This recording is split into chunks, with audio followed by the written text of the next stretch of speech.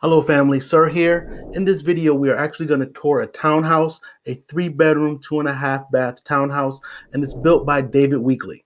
Now, it's located in the Waverly community. Now, if you don't know what Waverly is, if you live in South Charlotte, or thinking about moving to South Charlotte, I recommend you do some research about Waverly because it is an all-encompassing community.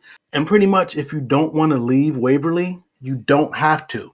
It has tons of shops, it has groceries, it has restaurants, it has pretty much everything for every age individual. Whether you're a young adult or retired, Waverly has something for you. Now, it's located at the intersection of Providence Road and Audrey Kell. Those are two very popular roads or main roads in South Charlotte, and it's not too far away from 45. Come inside, let's take a look at this townhouse. Now, David Weekley is one of the better builders, in my opinion, in the area.